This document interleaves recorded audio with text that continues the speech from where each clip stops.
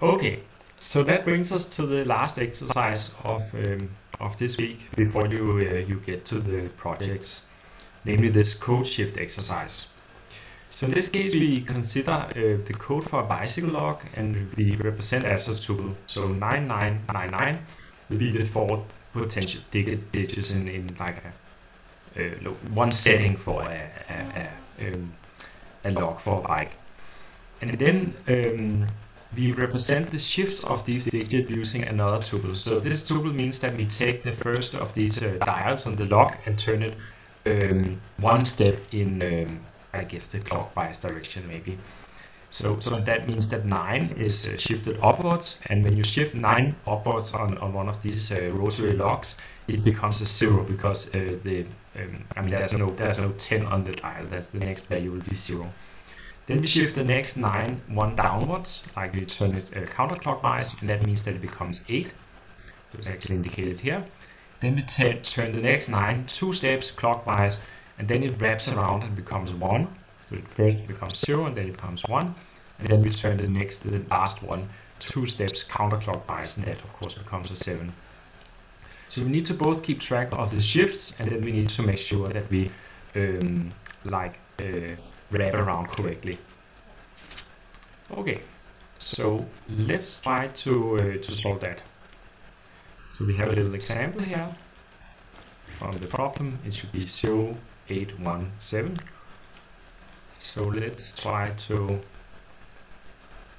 find the function here, code shift, and I'm just going to put that into the bottom of the function and print out the result.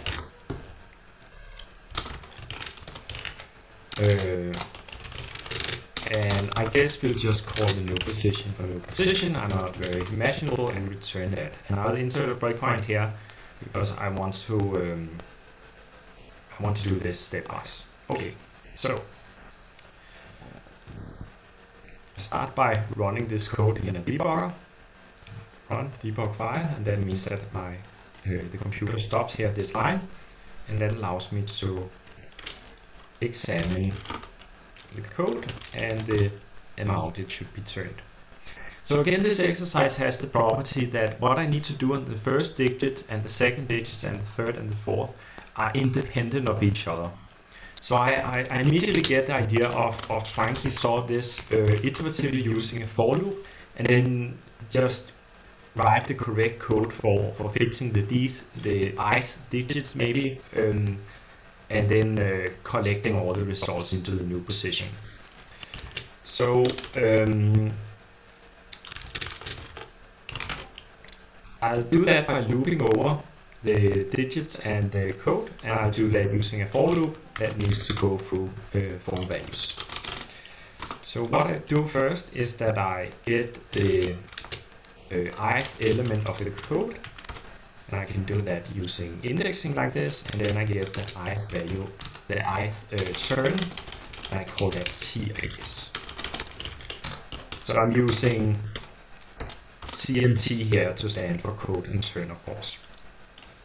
And then when I'm done, so I got the new position, and this is like whatever, need to do that, then I can add it to my updated position. So I start by creating an empty tuple, and then I want to update my position of all the tuples by appending this new digit. And this I can do as follows, where this will represent a singleton tuple. So let's just confirm that overall idea works, and maybe we can do that by just setting n equal to I, just to have some dummy value. Then I can select all of this code and run it, and then I can see that new position becomes this, which is what I would expect, because n is just 0, 1, 2, and 3. Then I append it to this empty tuple, initially empty tuple like this, like so. And I can in fact see that C and T will be 9 and 2, and that's because they'll have the last value they had in this for loop, which would be this 9 and this 2, or minus 2 I should say. Okay, now we need to actually solve the problem here. So I guess the simple way of solving the problem is to say that the new value is c plus t, right? So in this, the problem, this will work well as long as it doesn't become lower than 0 or greater than 9. In that case, we need to do something. There are two ways of solving it from here. I can use the same approach that I used earlier. So as long as it's less than 0, I could say n is n plus 10. So I turn it like an entire rotation around, if that makes sense. So if it's minus 1, it should become equal to minus 1 plus 10, 9. That makes sense. And then similarly, if n is greater than 9, I subtract 10. And that will actually work. So let me just confirm that it works by running all of this code.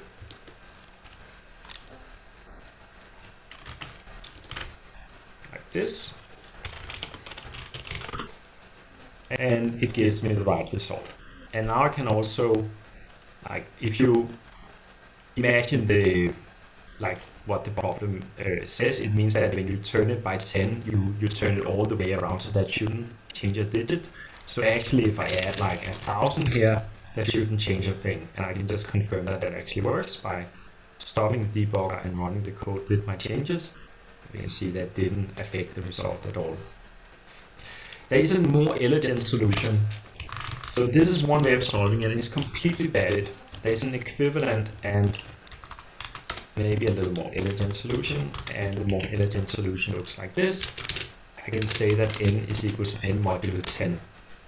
When you compute modulo 10, it means that and n is an integer, it means that it's normalized to be 0, 1 up to 9. And if it's less than 0, it'll perform this operation. If it's greater than 9, it'll perform this operation.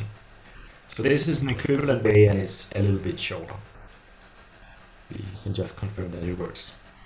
Whether you will do it this way or you will do it this way is, of course, subjective and completely up to you. Do the way that you feel makes the most sense for you.